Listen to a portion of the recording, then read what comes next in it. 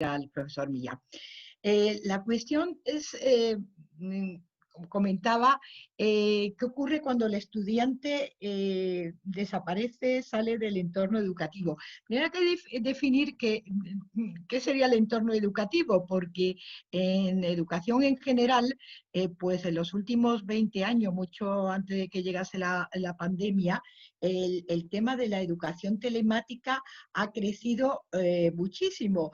Hay encuestas del Foro Económico Mundial que indican que más del 75% de los jóvenes del mundo tienen en su currículum algún tipo de formación online. El uso de plataforma, de usuarios de plataforma es altísimo. Cada vez hay más universidades que incorporan cursos online.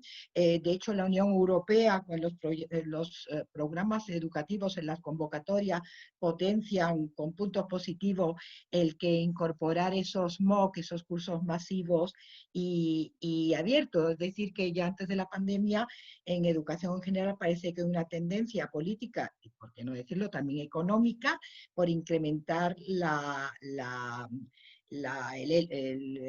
aprendizaje online, y obviamente pues es más un mecanismo que una estrategia que tiene elementos positivos, más flexible, elimina los problemas de distancia geográfica, pues da una mayor posibilidad de oferta educativa, y por qué no decirlo, también es más económica, si empezamos a analizar. Ahora bien, no la critico, creo que tiene muchos elementos positivos, ¿no? Pero claro, todo esto en el ámbito de la educación en general, de muchas áreas distintas del conocimiento, pero en medicina estaréis de acuerdo o no, pero a mí me parece que tiene un componente de aprendizaje presencial muy especial, sobre todo en lo que se refiere a las asignaturas clínicas. Seguro que Ricardo, de esto que es de medicina interna, podrá hablar mucho mejor que yo.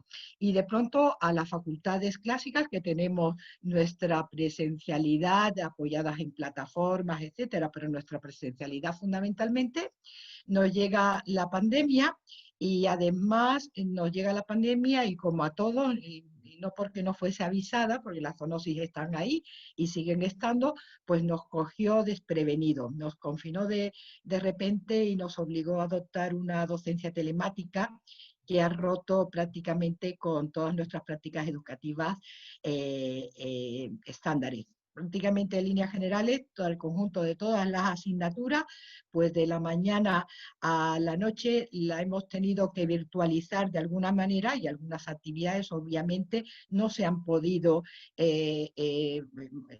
por muchas razones, cambiar su modelo. Bueno, todo esto pues ha tenido unas implicaciones tremendas para las facultades y más para las universidades. En principio de carácter logístico. Las infraestructuras en muchos casos se han caído, no han sido capaces de soportar la ingente cantidad de docencia telemática a raíz del confinamiento. Por otro lado, de preparación. Una cosa es que tengamos plataformas de apoyo, que prácticamente todas las facultades lo tenemos, y otra cosa es pasar toda la esencia a nivel telemático. Y la cuestión fundamental, qué se puede virtualizar y qué no se puede virtualizar, y si estamos preparados o nos habíamos preparado y no, para virtualizar aquello que podíamos virtualizar y que a lo mejor es deseable que se virtualice. Realmente os comentaba que la mayoría de las universidades, vosotros lo sabréis en vuestras respectivas facultades, pues todas las asignaturas, prácticamente todas, disponen de una plataforma que sirven de apoyo Es cierto que algunas solamente se utilizan para colgar apuntes, pero hay otras que realmente hacen, disponen y diseñan de herramientas que son realmente innovadoras. Y de hecho, en la educación médica en los últimos años, pues mucha gente se ha implicado y está haciendo un esfuerzo importante de transformación pedagógica, utilizando cada vez más la tecnología aplicada a la enseñanza de la medicina. Imaginaros, por ejemplo, las áreas de anatomía, todo lo que tiene que ver de imagen y otras muchas áreas. También en el campo de este cambio pedagógico, pues en el entorno clínico, pues se han ido avanzando también en educación médica muchísimo, siempre pensando en la mejor manera de que los estudiantes adquieran las competencias profesionales. Enseñanza basada en competencia para resolver problemas, etcétera, etcétera, un montón de aproximaciones. Pero ese avance tecnológico y ese avance pedagógico en el caso de medicina, también ha ocurrido en otras áreas diferentes, hay que tener en cuenta que fundamentalmente se desarrolla en un entorno específico, porque es imprescindible, a mi modo de entender, Ricardo quizás no eh, podrá avanzar o profundizar en este tema, es preciso la presencia del estudiante en el escenario clínico con pacientes hospitalizados, pacientes ambulantes y con un tutor que siga ese aprendizaje, es decir, que requiere una inmersión clínica, y con la pandemia y el confinamiento esa necesaria modo de entender inversión clínica, pues se han roto las relaciones, sobre todo en clínicas, se han visto afectadas también. Hay que tener en cuenta que los clínicos, aparte de que no se dejase participar al estudiante en las actividades clínicas, el clínico ha estado realmente a tope, con una cantidad de trabajo increíble, falta de tiempo, una presión existencial que ya os podéis imaginar lo difícil que ha sido y que puede seguir siendo. Y por otro lado, incluso a los no clínicos, la situación ha obligado a hacer diseños urgentes para que no estaban previamente planeados y por supuesto no estaban previamente diseñados. En eso, en conjunto, pues a mí me da la impresión que en muchas ocasiones pues el estudiante se ha sentido en cierto modo abandonado. No es lo general, hay profesores que han hecho un enorme esfuerzo, que jamás han pasado tantas horas delante del ordenador como esta vez, pero realmente en otras situaciones el estudiante se ha visto abandonado. Y eso no significa eh, eh, eh, que echar culpas a uno u otro. El caso de los clínicos es que no tenían, mucho de ello, tiempo material por la presión asistencial. Entonces es una situación, la del confinamiento, que no debería volver a repetirse. La cuestión es, una vez que, o plantearnos, cabe sustituir la, la docencia presencial por la docencia telemática una vez que las infraestructuras se hayan adaptado, y una vez que los docentes se hayan formado en nuevas herramientas, que no se hace tampoco de la noche a la mañana. Ocurriendo eso, ¿habría que cambiar el formato? Pues obviamente yo creo que esa discusión es superflua. Si de algo nos ha servido el confinamiento, pues ha sido también para reflexionar qué es lo realmente importante que tiene que conocer y saber hacer el alumno, y para saber o para reflexionar sobre cuáles son los mejores mecanismos y las herramientas disponibles para que el alumno adquiera esos conocimientos y esas competencias. Una parada, de alguna manera, para intentar mejorar, teniendo en cuenta que todo el aprendizaje pues gira en torno a aprender a conocer, obviamente, aprender a hacer, que es fundamental en nuestro ámbito profesional, y aprender a ser también, a desarrollar la propia personalidad como individuo y como profesional. Hay algunas, y en cada materia reflexionando sobre cada uno de estos tres aspectos, que las nuevas tecnologías pueden ser de una ayuda tremenda. Hay otras que desde el punto de vista, de mi punto de vista, exige la presencialidad del alumno con la máxima seguridad. Es más, volviendo a lo que decía al inicio, en ese ámbito de la educación en el que la virtualidad, lo online, incluye programas completos, yo creo que o a lo mejor es por cuestión de nostalgia, cuestión de edad. Yo creo que la vida universitaria es de los periodos más bonitos de la vida de uno. Ya, eh, y eso exige, o no se consigue tanto con una relación puramente online. Y ya no solamente hablo de las relaciones con vuestros compañeros de medicina, sino a lo mejor con vuestros compañeros de historia, o asistiendo a un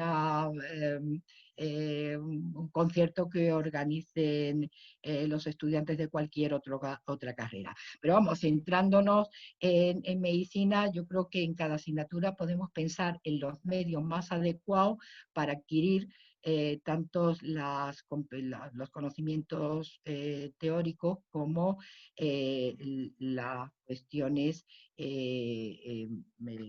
más, más, más prácticas. Y en este sentido, pensando sobre todo en clínica, yo creo que es muy difícil trasladarla completamente a un entorno telemático. Eh,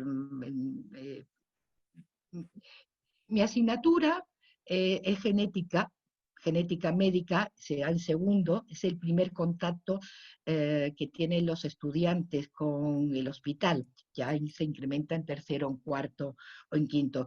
Pero realmente mi experiencia es que cuando Felicidad. realmente Sí. Perdona que te interrumpa, es solo que estamos en tiempo de preguntas, ¿vale? Lo que digo por si ¡Ah! quieres reservar un poco de tiempo Uy, para ello. pasado. Quiero decir que no llegan hasta ver a los pacientes cuando comprenden realmente la asignatura. Y el rotatorio clínico, los estudiantes, los R0, para mí, ese gap que hay ahí es una cuestión que da para mucho. Yo creo que han sido desaprovechados. Yo creo que hubiese sido de enorme ayuda en el propio aprendizaje de los que entran ahora como R1, que no se hubiese aprovechado su participación durante los meses que hemos pasado. Yo creo, lo siento de verdad, me he extendido demasiado. Creo que es importante también la teledocencia, en el sentido porque la telemedicina ha venido para quedarse. Y para eso también tendremos que prepararnos, tendréis que prepararos. Y lo importante es hacerlo bien. Yo creo que debería estar ya deberíamos pensar ya meterla en los planes de estudio.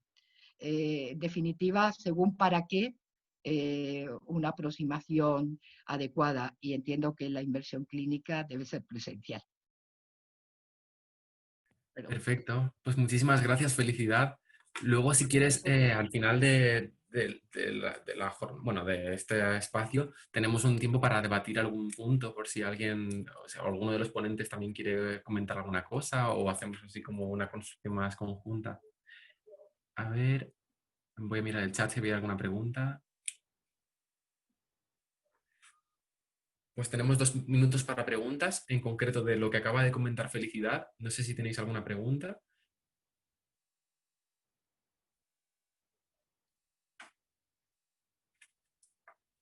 ¿puedo decir algo, ya que no hay Sí, pregunta? claro, Sí, Felicidad, dale. próximamente entre la SEDEN y la conferencia de decano se va a intentar hacer una reunión en que esperamos contar con algún gerente para ver cómo los estudiantes puedan, con seguridad para el paciente y seguridad para los estudiantes, que asistir a las prácticas clínicas. Ya, lo digo sobre todo, ya como comentaste antes, Madrid y Murcia con problemas, bueno, pues vamos a ver cómo se puede abordar ese tema. Bueno, pues tenemos un minuto para 2 preguntas, así que si queréis hacer las 2 seguidas, o sea, primero Reyes y luego Candela, y Felicidad si quieres responder a las 2 preguntas. Pues Reyes, adelante. Dime, a ver, espérate. Hola, mi pregunta era que cómo podemos plantear que nuestra vuelta a las prácticas clínicas presenciales, que no solo sea una exigencia para nuestra formación, sino que también podamos colaborar y ayudar a ese personal sanitario que se encuentra desbordado, cómo podemos ser útiles en esa vuelta a las prácticas clínicas. Candela, plantea la pregunta. Hola, sí. Mi pregunta va más enfocada hacia el futuro que decías que es tecnológico y parece que viene para quedarse. ¿Cómo afectaría eso a nivel de desigualdad en los estudiantes? Porque imagino que no todos tenemos el mismo acceso a la tecnología. Y si, bueno, ¿cómo ves tú este problema? Si puede generar desigualdades en la formación y en la educación. Bueno, parece que Felicidad, no sé qué ha pasado, pero creo que se ha salido sin querer de la llamada. Entonces, creo que ha cogido la pregunta, pero si no la ha cogido, luego la retomamos al final. Entonces, pasamos ahora a la siguiente ponencia con Ricardo. Ricardo Gómez Huelgas es presidente de la Sociedad Española de Medicina Interna y va a responder a la pregunta de ¿es posible una enseñanza clínica remota? Y de nuevo, después de este espacio tendremos un espacio de preguntas sobre esta ponencia de Ricardo y luego al final de todos los bloques tendremos un espacio para responder a estas preguntas que no se han podido responder y hacer un poco de debate y unas conclusiones. Así que Ricardo, muchas gracias por estar con nosotros y cuando quieras. Bueno, muchas gracias Antonio, muchas gracias al Consejo por la invitación. La verdad que es un gusto estar con tantos estudiantes de medicina interesados en la educación médica. Primero, ¿me podéis confirmar si estoy compartiendo ya la pantalla, la ponencia? Pues creo que de momento no. ¿No?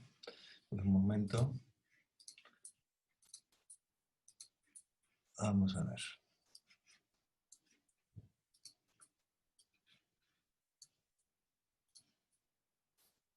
¿Ahora sí? Sí, ahora sí. Ahora sí que se ve. Muy bien. Bueno, pues la pregunta que me plantea el Consejo es si es posible una enseñanza clínica remota. Si tuviera que contestar en una sola frase, diría que no. Es decir, hay parte de la enseñanza clínica, de la enseñanza médica, que tiene que ser forzosamente presencial. Antes de entrar un poco en materia, una reflexión muy general, que es obvia, pero conviene quizás recordarlo en estos tiempos de tanta tecnificación y sobre todo de tanta fascinación por lo tecnológico. Parece que la tecnología no va a resolver todos los problemas. La medicina es una ciencia básicamente humanística, es decir, es una ciencia aplicada a la persona.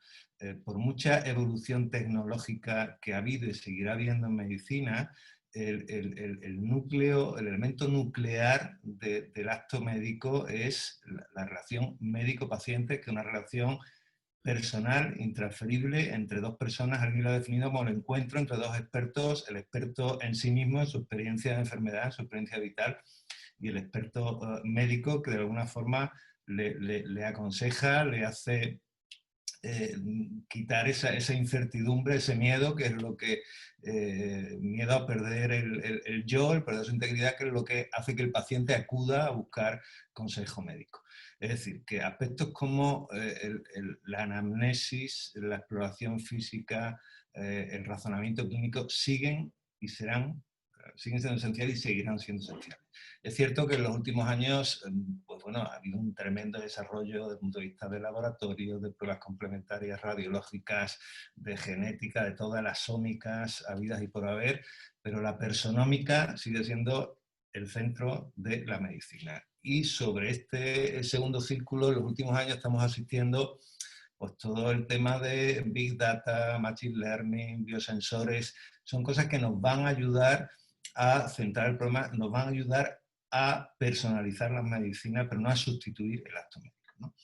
Y dicho esta reflexión, y de forma paralela un poco a lo que ha ocurrido en el campo asistencial, en el campo educativo, de la educación médica, sobre todo a raíz de Bolonia, pues evidentemente ha habido un cambio también de paradigma en la enseñanza médica. Se ha quitado el foco de la enseñanza teórica, las clases magistrales han pasado a ser, o deberían haber pasado a ser, algo testimonial, y se ha puesto mucho el foco en una enseñanza mucho más activa, centrada en competencias, en los que, como decía antes Felicidad, la presencialidad, la atención clínica, las prácticas clínicas, la inmersión clínica es un elemento esencial. Cuando hablamos de educación virtual, de teledocencia, bueno, eso realmente es una realidad en la mayor parte de las universidades de nuestro entorno. Yo he puesto el ejemplo de mi universidad, la de Málaga, hay aulas virtuales avanzadas, hay un campus virtual, que dependiendo del profesor se usa más o menos, pero hay desde contenidos teóricos hasta seminarios, clases prácticas, tutoriales virtuales. Eso ya, de alguna forma, se está imponiendo, digamos, a una velocidad creciente. ¿Qué es lo que ha cambiado? Yo creo que es la esencia de la pregunta que se formulaba. Lo que nos ha cambiado un poco, lo que nos ha puesto frente al espejo ha sido la pandemia de COVID, de manera que la teledocencia médica, que hasta ahora era una actividad complementaria, opcional, de golpe y porrazo se ha convertido en una actividad sustitutoria a lo habitual. Para poner un poco en contexto la situación, realmente hemos vivido una catástrofe desde el punto de vista asistencial, desde el punto de vista social, la estamos viendo desde el punto de vista económico y también desde el punto de vista docente. Esto no se ha escapado a la realidad de la pandemia. Es una situación inédita, nadie realmente se esperaba esto, ningún país estaba preparado para esto, ningún sistema educativo tampoco lo estaba. ¿Qué análisis de situación, qué pros y contras podemos sacar, qué conclusiones podemos sacar de la experiencia que hemos vivido en los últimos meses? Como hemos dicho, ante una situación inédita se ha tenido que improvisar, y en esta improvisación está gran parte del problema, porque realmente no ha habido un plan concebido de forma integral, conjunta, en toda España. Cada uno ha sido una especie de sálvese y quien pueda, ¿no? Pero hay que reconocer que se ha hecho un enorme esfuerzo por parte de los docentes y por parte de los alumnos. En el caso de los docentes clínicos, es decir, aquellos que dan clase en los últimos cursos, este esfuerzo quizá haya sido incluso más notable, porque la carga asistencial, la emergencia asistencial que hemos vivido ha sido realmente algo que no lo ha habido desde dentro, no se lo esperaba. Es decir, no ha habido turnos, no ha habido vacaciones, ha habido un porcentaje de enfermos muy considerable, gente que se ha contagiado. Es decir, ha sido un auténtico desastre desde el punto de vista asistencial. Y esto ha condicionado a la docencia, porque sabéis bien que la mayor parte de la carga docente de las asignaturas clínicas, por la estructura docente de este país, reside en un gran componente voluntario. Es decir, la mayor parte de los tutores clínicos de prácticas clínicas no forman parte del cuerpo docente de la universidad. Es una actividad no retribuida, voluntaria y, por tanto, muy meritoria, que realmente no se ha podido compaginar la asistencia con la docencia, ¿no? Aspectos positivos que yo destacaría también. Bueno, decía Felicidad antes que la teleasistencia ha venido para quedar, y es cierto. Es decir, que muchos aspectos de consulta virtual que no estaban implantados de forma general se están usando con más asiduidad, a veces con más de lo conveniente, pero es cierto que también este escenario de teledocencia ha podido ayudar al alumnado a familiarizarse de alguna forma con lo que le espera, que es mayor carga de teleasistencia de lo que estamos viendo ahora mismo. Y realmente, dependiendo de la zona, de la facultad, de las posibilidades o de la capacidad de cada uno, se ha dado un impulso decidido a las TIC en la docencia, se ha creado mucho material online, muchas clases virtuales, se han hecho simuladores, webinars nacionales, internacionales, tutorías online, algo se ha hecho. Y yo destacaría como aspecto positivo 2 puntos. Uno, que todo este mare magnum que hemos vivido, yo creo que es una buena oportunidad para hacer un elemento de reflexión de qué carencias tenemos, cómo podemos mejorar el modelo educativo. Y otro aspecto que para mí no es menor es la propia formación en valores que ha recibido el alumnado simplemente por observar el comportamiento de sus futuros colegas. Es decir, yo creo que el comportamiento en general de las profesiones sanitarias en este país y en otros muchos ha sido digno de elogio. El comportamiento de los médicos que han estado en primera línea ha sido digno de elogio, y eso tiene un valor formativo en sí mismo, como ejemplaridad de lo que es la profesión. Aspectos negativos, bueno, aparte de la falta de organización inherente a lo agudo del problema, realmente ha habido quizás un exceso de docencia no presencial y no síncrona con el paciente. No había un seguimiento personalizado, muchos profesores se han limitado a colgar las clases y poner una fecha de examen y ya está. Otro problema que seguramente Eva desarrollará más tarde es los sistemas de evaluación online pues no están realmente homologados, problemas de identificación, de privacidad, en fin, que después podemos tratar. Pero para mí el problema fundamental ha sido la ausencia de prácticas clínicas, porque esto ha sido un daño irreparable en la formación de los médicos. Y ese va a ser un poco el elemento de reflexión en estos últimos minutos. Algo hemos intentado hacer porque vimos lo que se nos caía encima y en concreto la Sociedad de Medicina Interna se puso en contacto con la Conferencia Nacional de Decanos y le ofreció alguna alternativa a la ausencia de prácticas clínicas. Se hizo un curso de razonamiento clínico, participaron más de 2.000 alumnos, nos pusimos en contacto con la Sociedad Científica de Primaria para también hacer otros cursos. De alguna forma ha sido un sucedáneo que es verdad que ha ayudado al razonamiento clínico, a la resolución de problemas, pero en ningún caso las prácticas en un entorno virtual pueden sustituir a las prácticas asistenciales, son un complemento, ¿no? Y en este sentido la inquietud del alumnado, la inquietud de los docentes, de los propios decanatos se ha traducido en este documento en el que habéis participado, en el que se reivindica la necesidad de poner prácticas clínicas, de restaurar las prácticas clínicas para el curso 2021, por varios motivos. Uno, el propio formativo, yo creo que es una pérdida, como decía antes, no compensable por otros sistemas. En segundo lugar, por razones incluso legales, es decir, el grado exige una serie de horas de formación práctica y podemos tener problemas de homologación de títulos a nivel europeo si esto no se cumple. Y creo que tenemos medios para que las prácticas se reasuman de forma segura. El riesgo cero no existe, ni en una práctica clínica, ni en un bautizo, ni en una comida familiar.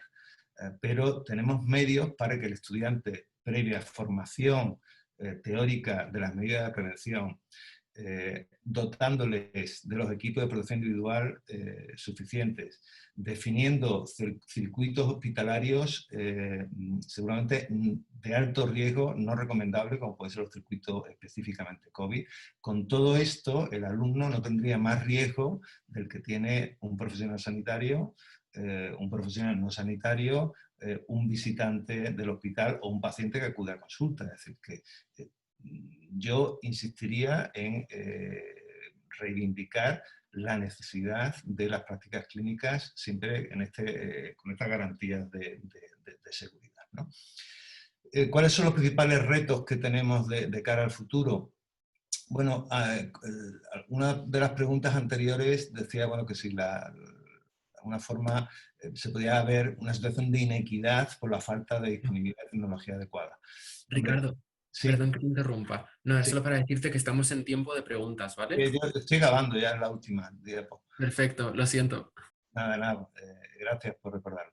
Que yo creo que en nuestro entorno, eso, hemos hecho encuestas, por ejemplo, en países latinoamericanos, ahí sí puede haber cierta diferencia en nuestro entorno realmente para un sistema básico de virtual online no es el problema. Sí hay un problema de brecha digital o de falta de formación pedagógica digital en profesores de determinado rango de edad, ¿no? Pero yo destacaría dos cosas. Respecto a los alumnos, recordarles que la formación es una responsabilidad individual, fundamentalmente. El entorno te puede ayudar, pero el responsable de la formación a lo largo de toda tu carrera profesional, de forma continua, es el propio alumno, el propio médico en el futuro. Y segundo lugar, desde el punto de vista del profesor, cambiar el rol de profesor a tutor, como decía Felicidad. Ahora mismo ella ha dicho, esto de aprender a conocer, aprender a hacer.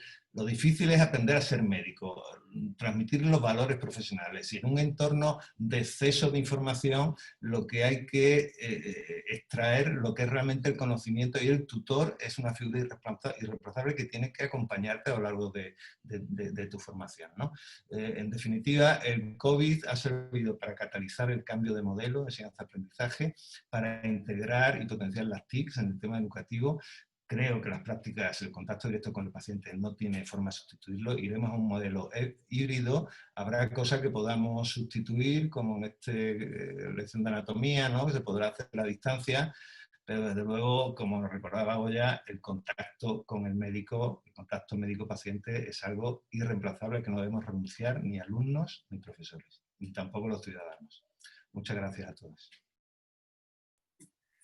Pues muchísimas gracias, Ricardo. Perdón que se haya interrumpido a tanta felicidad Nada. como a ti ahora. Entonces, tenemos 2 minutos para preguntas. Si queréis, podéis plantearlas ahora y podemos responder las que dé tiempo, y las que no, nos las apuntamos para el espacio final, si os parece. O Ricardo, si nadie se anima a decir nada, si queda 1 minuto para decir algo. Y ya No, un pasaríamos a poco, la yo siguiente. creo que tanto Felicidad como yo hemos estado bastante en línea, es decir, que evidentemente el futuro va a pasar por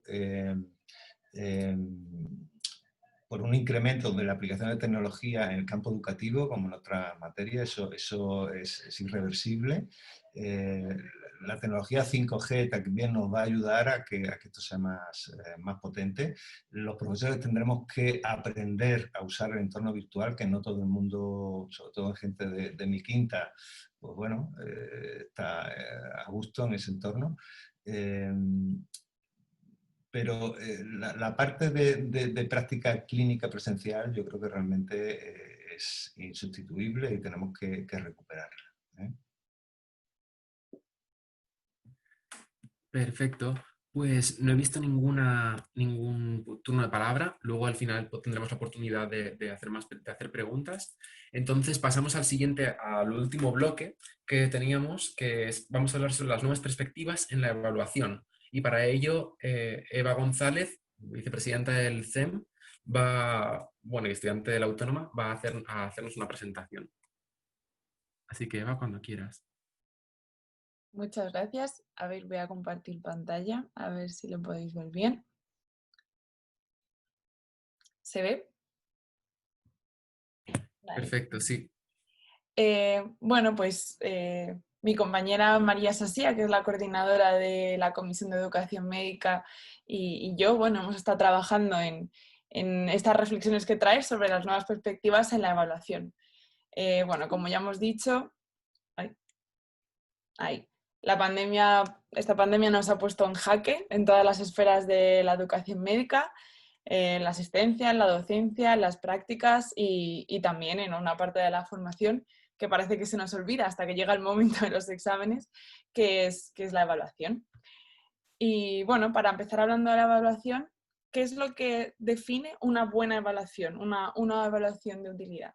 Pues según la fórmula de Van der Vleuten, los ejes que debe seguir una evaluación de utilidad es la validez, es decir, que mida lo que estoy buscando que mida, la confiabilidad, que sea preciso o reproducible este resultado de la evaluación, el impacto educacional, que bueno, según Gardner, la evaluación es el proceso por el cual se obtiene información sobre conocimientos y capacidades de una persona y tiene por objetivo proporcionar retroalimentación significativa a dicha persona, con lo cual la evaluación sería otra manera también de aprender.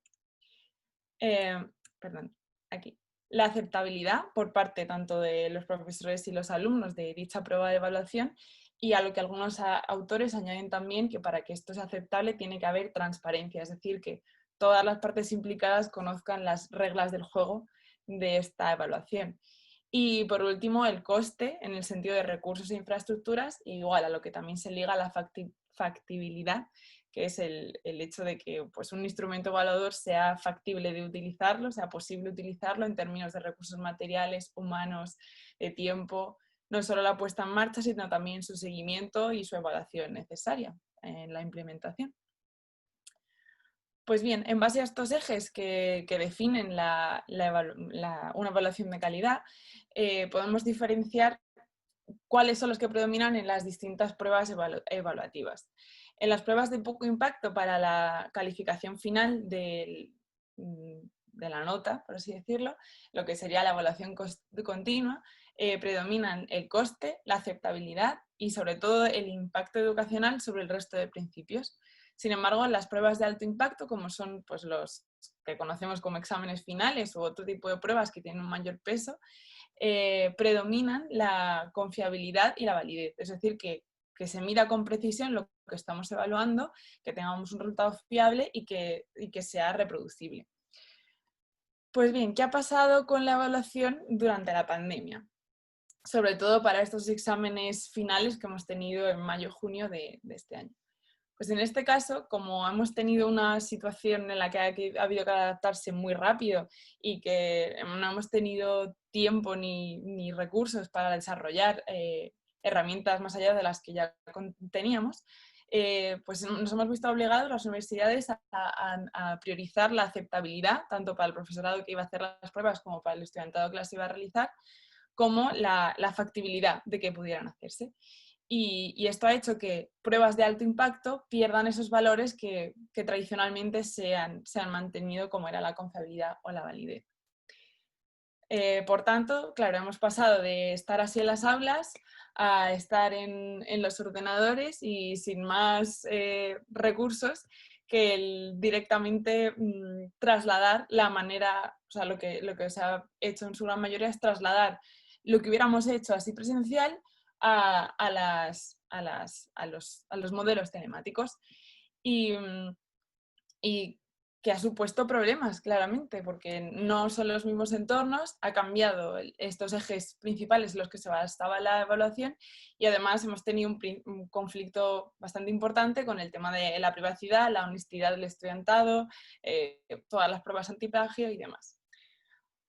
Pues bueno, esta adaptación, que más bien ha sido un traslado de lo que ya teníamos a lo telemático, podemos preguntarnos, ¿ha sido un acierto o un error?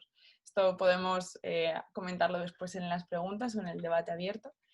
Y también nos lleva a preguntarnos algo más, ir un poco más allá. ¿Es la evaluación tradicional el formato o lo mejor para nuestra formación? ¿Es realmente más válido y confiable una prueba aislada de alto impacto frente a una evaluación continuada por métodos que quizás sean menos tradicionales actualmente? Pues bueno, hablando sobre la educación médica y cómo se evalúa, muchos autores se refieren a la pirámide de Miller, que establece 4 escalones del aprendizaje. Sabe cómo, demuestra y hace. Los 2 primeros escalones serían cognitivos y los 2 últimos, hace y demuestra, serían los conductuales. Y evidentemente, pues cada escalón necesitaría unos métodos evaluadores diferentes para analizarlos. La comunidad educativa lleva tiempo haciendo esfuerzos para conseguir implementar, y como ha comentado Ricardo, este cambio de paradigma para buscar más las competencias, el aprendizaje en competencias. Y muestra de ello es, por ejemplo, la COE, que está implantada en todas las facultades ya en mayor o menor medida. Pero ahora que nos encontramos ante un momento de replantearnos todos nuestros principios, ¿qué nos puede aportar esta situación para avanzar en temas de evaluación y dejar atrás la exclusividad o los defectos que tenía nuestra evaluación tradicional. Pues bueno, algunas de las oportunidades que se nos abren con la docencia online, por una parte los recursos que ofrecen las nuevas tecnologías, como los simuladores, los scripts, que son metodologías y guiones para desarrollar razonamiento clínico, pacientes virtuales y demás, pueden desarrollar esta evaluación de competencias de una manera complementaria. También contamos con herramientas de autoevaluación que les sirven a los evaluadores, es decir, a los profesores que hacen las preguntas o que hacen los exámenes online, que les pueden dar mucha más información sobre cómo ha sido la prueba, cómo ha sido la calidad, el grado de dificultad de cada pregunta y otros muchos parámetros que pueden servir para mejorar la propia evaluación. Y además, con estas herramientas tenemos la oportunidad de empoderar al estudiante en su propia formación, haciéndole más autónomo y obteniendo mucha más información con el feedback de todo este tipo de intervenciones telemáticas que en definitiva aumentan este impacto educacional de la evaluación. Por tanto, aunque nos encontramos en un momento de amenaza a todos nuestros cimientos, que si me permitís la metáfora lo vamos a transformar en limones que nos ha dado este nuevo curso, pues bueno, tenemos la resistencia al miedo al cambio, que ya estaba frenando la implantación de esta metodología de evaluación innovadora incluso antes de la pandemia, la incertidumbre que impregna pues, todo el panorama actual, la falta de recursos humanos y materiales, que como hemos dicho, muchos de nuestros profesores están sometidos a mucha más carga de la que estaban anteriormente. Este conflicto entre la honestidad, la privacidad, todo el tema de las medidas antiplagio, que ha supuesto una gran problemática en las medidas que se tomaron en este pasado curso de la evaluación, y además también este cambio de la docencia tanto teórica como práctica que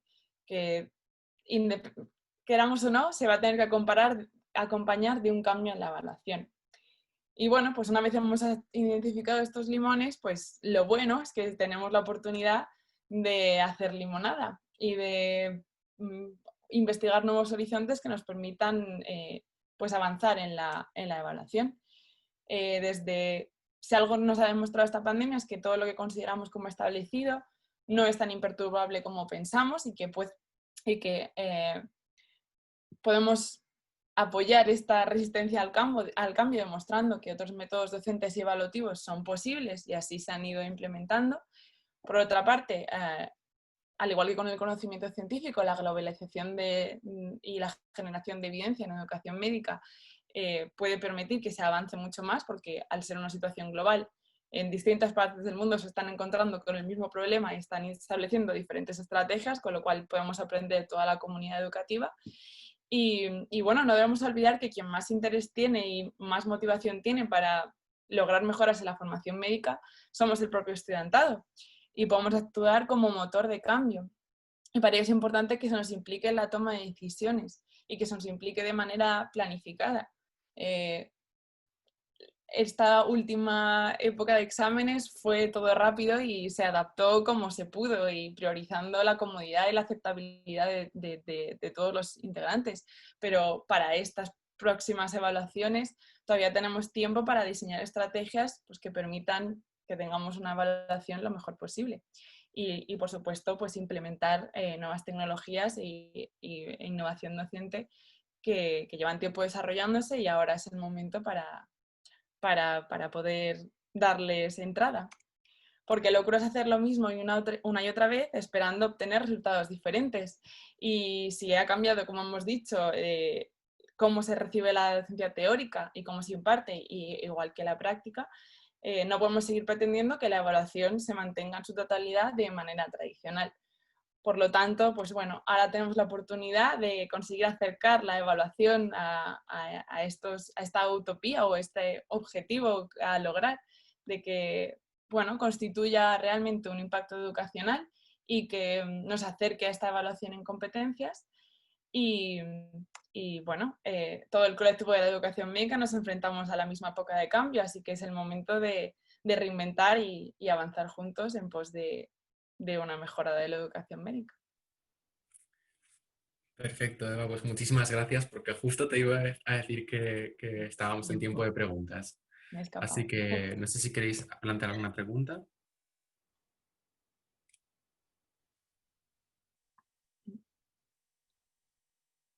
Eva ha puesto el foco en un aspecto importante de la autoevaluación, que es se ve no resulta, ¿no? El tema de privacidad, por un lado, el tema de la honestidad del alumno, por otro, ¿no?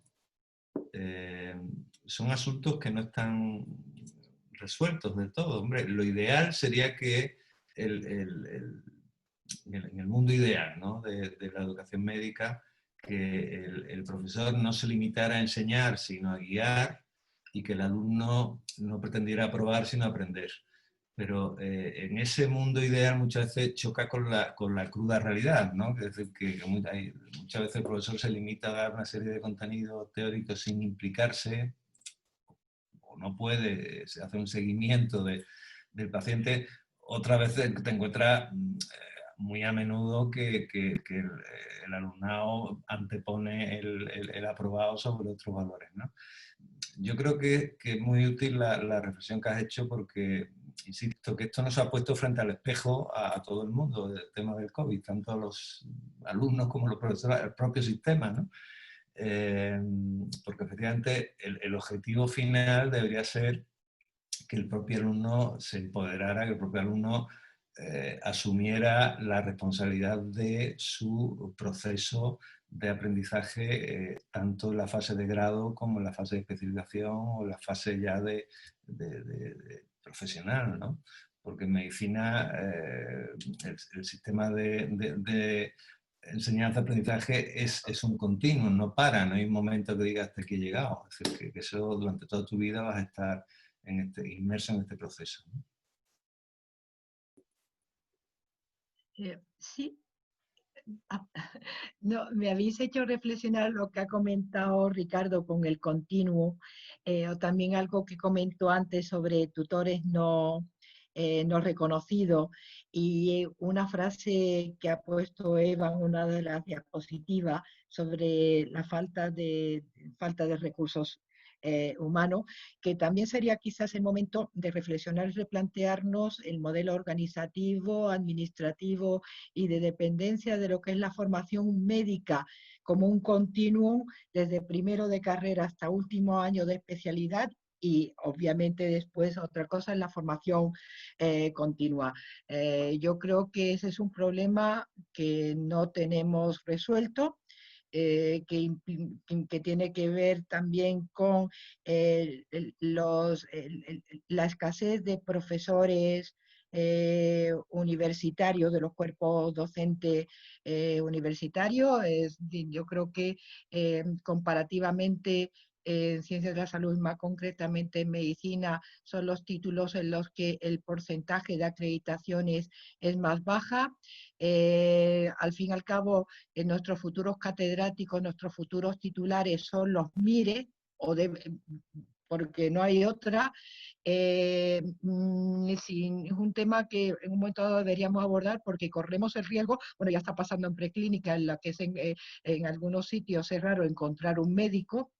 Y yo creo que el trabajo en equipo y la multidisciplinariedad medicina es buena, pero sin excluir a los médicos. Y creo que al final el entorno, la organización del sistema no es educación médica propiamente dicha, pero el entorno y el marco en el que se desarrolla de planificación hacia el futuro de cómo serán nuestros recursos humanos, pues sería un momento también para reflexionar. En algunas áreas, ahora se ha visto con la pandemia, se han intentado contratar especialistas y no hay especialistas. También lo relaciono un poco con datos de demografía de franjas de edad de nuestros actuales especialistas, porcentaje de jubilaciones próximas, falta de una renovación al mismo ritmo, y creo que eso un poco depende de cómo está organizada la formación médica en su gran conjunto. Pero bueno, eso es modo de reflexión. Y una pregunta comentabais antes el tema del problema en algunas comunidades para este año, el que en unas comunidades sí y en otras comunidades no, puede originar unas inequidades en el sistema terrible. Y eso no creo que sea bueno, porque los de sexto hora se van a examinar del MIR, el MIR cuando salga la convocatoria el año que viene. Entonces, bueno, creo que y es una convocatoria a nivel nacional. Entonces creo que ese problema de inequidad, bueno, es importante, ¿no? Absolutamente de acuerdo. Yo creo que no deberíamos permitir que hubiera ese tipo de diferencia en la formación entre diversas comunidades, ¿no? Españolas. Yo creo que eso habría que de forma enérgica defenderlo. Sí, totalmente de acuerdo. Entonces, estamos ya en los últimos 8 minutos en los que tenemos un espacio más abierto en el que, bueno, teníamos pendiente 2 preguntas que le Y que habían se me planteado a desconectó. Felicidad y que se había desconectado. No sé si las habías cogido, No, Felicidad, o quieres que te no, las... no. Pues eran Reyes y Candela. Si queréis repetir las preguntas. Sí, por favor. Hola, sí, mi pregunta era que cómo podíamos plantear nuestra vuelta a las prácticas clínicas desde un punto de vista no solo para nuestra formación, sino colaborar y ayudar al personal sanitario que se encuentra desbordado en esta situación. Yo creo, supongo que Ricardo también puede, yo creo que podría ser eh, aprendizaje tremendo para vuestra preparación como médico, y que, como decía Ricardo, con los sistemas de seguridad yo creo que podéis ayudar, aparte de aprender, obviamente, a comunicar, a apoyar hasta incluso en tareas administrativas cuando en un momento dado que los clínicos han estado que no podían más. Podéis ayudar de muchísimas maneras,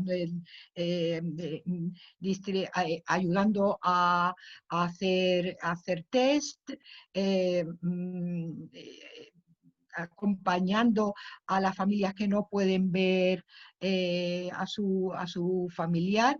Creo que podéis ayudar de muchísimas maneras, y que además eso formaría parte también de vuestro propio proceso de aprendizaje. No sé si Ricardo piensa... Totalmente de acuerdo. De hecho, el mismo decreto de alerta que se publicó en marzo contemplaba que el alumnado podía hacer tareas de auxilio sanitario, ¿no? Y de hecho muchas zonas del país han tenido un papel muy relevante y complementario a la asistencia. Tened en cuenta que por las propias condiciones de riesgo biológico, biosanitario, se han vivido situaciones tremendamente duras en los hospitales de aislamiento de los pacientes, de aislamiento de los pacientes de su entorno familiar personal, y en muchos casos los alumnos de medicina, de últimos cursos de medicina, han sido el eslabón de unión entre pacientes y familias, de comunicar, de pedir información, de mantenerlos en contacto, ¿no? con sus seres queridos. Tareas también de avance del conocimiento, muchos registros clínicos que han ayudado a generar mucho conocimiento sobre esta enfermedad casi en tiempo real, se han realizado en parte con la colaboración de estudiantes de medicina. Yo creo que ha sido, para aquellos que han tenido la oportunidad, aquellos estudiantes que han tenido la oportunidad de hacerlo, una experiencia personal que es, bueno, que les va a marcar en el futuro, que de tremendo valor, ¿no? Y yo creo bueno, que en la vida siempre hay un balance entre riesgo-beneficio. Yo creo que el beneficio, desde el punto de vista formativo, tanto médico como humano, de implicarse en esta experiencia, que es una pandemia, eso es una cosa que se vive de generación en generación, ¿no? Es muy superior al riesgo potencial que podemos asumir por entrar en un entorno asistencial, sanitario. Yo creo que deberíamos ser muy contundentes en la defensa de la necesidad imperiosa de mantener las prácticas, tanto alumnos como profesores, como decanos, por supuesto, ¿no? Llevar esta reivindicación a la administración y a los políticos, porque ellos en principio siempre van un poco a la defensiva, pero vamos, que no se entiende que estén los colegios, los institutos, y que los estudiantes de medicina no puedan estar en su entorno natural de prácticas clínicas. Es que eso es así, ¿no? Yo, bueno, por añadir un poco que estoy totalmente de acuerdo con lo que habéis dicho. Y vamos, desde el CEM y desde, bueno, en general el colectivo de estudiantes lo estamos defendiendo, pero sí que es verdad que hay algo que nos preocupa ligeramente, porque aunque es cierto que nos puede aportar, y esto estoy totalmente de acuerdo, que nos puede aportar la experiencia de estar ayudando en las tareas que haga falta, como siempre hemos estado realmente, porque al fin y al cabo el estudiante es uno más en la comunidad de los centros de salud y los hospitales y estamos ahí presentes. También nos preocupa ligeramente que no se sustituya, o sea, esto es un complemento, pero cuando el contrato de auxilio sanitario, muchos estudiantes se dedicaron a labores administrativas que lo valoraron muy positivamente y era de ayuda, pero no podemos tampoco que eso sustituya completamente toda nuestra formación porque hay mucho más allá. Entonces creo que por supuesto tenemos que defender las prácticas, nuestra presencia y que como agentes dentro del sistema de salud también podemos aportar, pero que no se olvide que seguimos siendo personal en formación y tenemos ciertas competencias que adquirir y tenemos que tener cierta supervisión y no únicamente dedicarnos a lo que en el momento sea de ayuda, que por supuesto que si es necesario lo haremos. Pero bueno, simplemente esa puntualización que creo que es importante, que entremos en los hospitales, pero tampoco con cualquier condición ni de cualquier manera, que lo hagamos con una formación de calidad y con seguridad, por supuesto. Y ahora también dejamos Yo creo que hay que hacer formación clínica, es decir, a lo mejor hay determinados circuitos de alto riesgo, bueno, que donde haya mucho aerosol, mucho bueno, que se podría evitar, pero al final la insuficiencia cardíaca va a seguir ingresando, la apendicitis va a seguir ingresando, va a seguir habiendo partos, en fin. Tendremos que asumir al estudiante en ese entorno clínico, ¿no? Porque eso es... Hay que naturalizar y aprender a convivir en situación de pandemia, porque esto no va a ser un hecho puntual que va a durar 3 meses, 6 meses y va a desaparecer, sino que el escenario epidemiológico más probable es que esto dure años, con vacuna o sin vacuna. Entonces no podemos sacrificar a toda una promoción de estudiantes de medicina por un supuesto hiperproteccionismo, en fin, que yo creo que está en nuestra mano limitar de forma razonable los riesgos, ¿no? Para hacer compatible seguridad y formación. Es una formación segura. Pues queda un minuto, entonces queda ahí 2 preguntas, la de Candela y la de Raquel María. Entonces, si os parece, planteáis las preguntas, responden los ponentes y ya damos por concluida la sesión. Así que Candela y luego Raquel María. Hola, pues primero muchas gracias Ricardo y felicidad. Y mi pregunta iba un poco orientada hacia cómo este futuro tecnológico, que es verdad que nos puede aportar muchísimas cosas, se puede convertir también en una fuente más de desigualdad para aquellas personas que no dispongan de los medios para seguir esta formación que antes era complementaria y cada vez se está convirtiendo más en obligatoria y sustitutoria. Un poco como vuestra perspectiva en todo esto, porque a lo mejor pues los que estamos aquí tenemos la suerte de tener acceso a un ordenador y a una cámara y podemos seguir más o menos con internet virtualmente las cosas, pero a lo mejor no todo el mundo tiene esa suerte de tener un ordenador para ellos solos. Entonces, bueno, pues un poco vuestra opinión y perspectiva.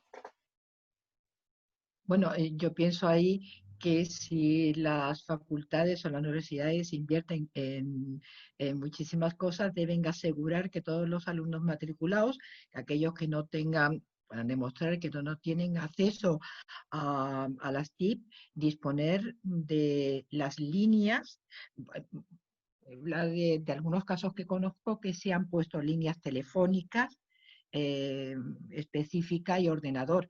Pues la universidad tendrá que hacer un esfuerzo porque lo primordial es que sus alumnos estén en las mismas condiciones y aquellos que no tienen, pues tendrá que ponerlo la universidad. Yo eso lo veo claro. Sé que en algunas se ha hecho en este periodo, pero si es una situación que se mantiene, pues habrá que tendrá que priorizar la, la universidad en las inversiones correspondientes y en un momento dado esto es prioritario a otros tipos de inversiones en infraestructura, vamos.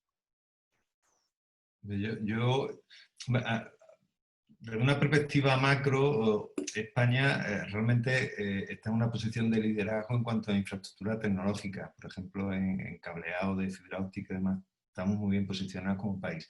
Es cierto que puede haber cierta inequidad en el acceso por parte del alumnado, pero también como país estamos en situación de contemplar con un sistema compensatorio tipo beca, es decir, que habrá que ampliar a lo mejor el concepto de beca para incluir este tipo de aspectos, ¿no? Pero yo creo que no debería ser, con el país que tenemos, no debería ser un problema. Si se aborda, se identifica y hay medios para tratarlo. Y también, perdonad que antes me he saltado una pregunta que había hecho María Sasía por el chat, que era, no puedo encontrar una pregunta para Felicidad y Ricardo. ¿Cuál creéis que es la principal barrera en la implementación de métodos de evaluación innovadores? ¿Desconocimiento o resistencia al cambio? Yo sinceramente creo que hay mucho desconocimiento, más que barrera al cambio. Creo que hay mucho desconocimiento sobre, en general, hay gente que está muy puesta, pero hay otros muchos que, bueno, que por diversas razones de muchos tipos, y no siempre es siempre atribuible a la persona en cuestión, pues hay falta de formación en este sentido. Pienso, Yo estoy de acuerdo con Felicidad. Un aspecto es la falta de formación pedagógica, pero yo creo que un aspecto importante de resistencia al cambio, y a lo mejor voy a acabar con esto, que es algo un poco que quedaría para un debate, ¿no? Parte del propio alumnado. Yo creo, esto alguna vez lo hemos comentado con Antonio en la conferencia de decanos, la CEN ha participado en un foro de reflexión sobre universidad, propiciado de la SEMI. El sistema MIR está condicionando tremendamente el desarrollo de los años clínicos.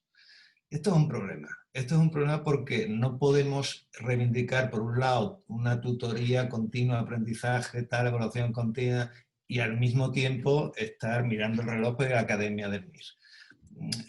O sea, el MIR, que ha sido, sigue siendo un logro para formación especializada en este país, tiene que cambiar. Tiene que cambiar. Y tiene que cambiar de la mano de las facultades y tiene que cambiar de la mano de los hospitales. Es decir, entre hospitales y facultades no debería haber un elemento extraño que son las academias MIR. Porque eso está condicionando, bajo mi punto de vista, de una forma muy negativa la formación de los alumnos y sobre todo la actitud de los alumnos en los últimos cursos de medicina. Eso podemos debatirlo y es un tema, entiendo que delicado. No le niego los valores, por supuesto yo soy miembro de la generación MIR, y lo valoro en lo que vale comparado con otros entornos, pero creo que el MIR necesita un cambio en profundidad, de la mano de las facultades y de los hospitales. Y tenemos una última pregunta de Raquel María. Bueno, mi pregunta para Eva. Yo soy de Murcia, de donde no se han reanudado las prácticas clínicas. Yo creo que somos la única comunidad que ya no se van a reanudar. Bueno, que estamos todavía luchando por ello. Y yo quería saber si se han implantado algunas medidas excepcionales o algo que desconozcamos nosotros aparte supongo que no pasar por el servicio de urgencias o por infecciosas, o algún protocolo o algo diferente para que se reanuden, o simplemente las vais a realizar normales, las prácticas? Bueno, Yo creo que eso depende de cada comunidad. Ahora mismo la mayoría de comunidades, salvo Madrid y Murcia, no se han posicionado públicamente. Sé que la Conferencia Nacional de Decanos está trabajando de forma activa para dinamizar este asunto y que se den soluciones homogéneas en todo el territorio. Dependiendo de la situación epidemiológica local, ¿no? Si hay un confinamiento local, pues lógicamente nos confinamos todos. Pero sería malo que no hubiera un consenso general en este punto y insisto que en la situación que estamos ahora en la mayor parte del territorio nacional sería perfectamente posible retomar las prácticas clínicas, limitando, como dice bien, a lo mejor el acceso a determinadas áreas de alto riesgo y previamente formando al alumnado en medidas de protección, haciendo pruebas microbiológicas para detectar casos, ¿no? Dotándolo de equipo de protección individual, en fin, lo que se hace en otros sitios, ¿no? En ese sentido, creo que lo conseguimos. Uy, perdón. No, simplemente que en este sitio lo que os comentaba antes, no sé si el 24 o el 29, y creo que participáis también vosotros, se den en la conferencia de decanos, el seminario va con la idea de establecer los requisitos básicos imprescindibles para asegurar que los alumnos puedan hacer las prácticas en un entorno seguro tanto para el paciente como para ellos mismos. Poner las bases, digamos, generales de las cuales partir y ya cada uno con sus circunstancias pues adaptarla de manera que el estudiante pueda ir a hacer las prácticas. Esperamos contar con responsables sanitarios que creo que es importante que participen en este tipo de discusiones porque al fin y al cabo son ellos los que en un momento dado podrán o no pondrán la barrera, ¿no? Creo que es importante poner esa cuestión en común para todos, para que efectivamente se pueda acceder a las prácticas ya en este curso en el que ya estamos metidos. Eva. Sí, justamente como ha dicho Ricardo, depende de cada comunidad autónoma. Yo que estudio en Madrid, estoy ahora mismo en mi casa sin nada que hacer porque estoy en sexto y no te estoy teniendo prácticas. Y bueno, está dependiendo de los planes de contingencia que cada comunidad elabore. Pero lo cierto es que, pues claro, sorprende la desigualdad que hay. En Cataluña ya están rotando, por ejemplo, y en Castilla-La Mancha les están haciendo PCRs y en Murcia y en Madrid estamos en nuestras casas, con lo cual, pues bueno, y así con otras tantas. Pero bueno, la suerte es lo que ha dicho Felicidad, que toda la profesión, pues docentes, decanatos, los docentes clínicos, los hospitales, los estudiantes, que es donde tenemos que estar, es nuestro momento de alzar la voz, porque esto es algo muy importante. Estamos unidos en reivindicar que volvamos y que volvamos con seguridad y que volvamos lo antes posible. Entonces, pues no nos queda otra que seguir potenciando estas uniones y que seguir haciendo llegar el mensaje de la importancia que esto tiene. Gracias. Perfecto. Pues con esta última pregunta terminamos ya este espacio. Muchísimas gracias a nuestros ponentes, Ricardo, Felicidad, Eva. También muchísimas gracias a todos los oyentes. Os pido disculpas tanto a los ponentes como asistentes si he sido muy estricto con los tiempos, pero bueno, al final teníamos que estar ajustados a esto. Y bueno, si nos hemos quedado cortos, eso significa que podemos hacer una segunda edición en algún momento. Así que, Perfecto. de verdad, que muchísimas gracias por todo. Muchas Gracias a gracias. vosotros. Muchas gracias a todos por la invitación. Gracias. Un placer. Que se repita.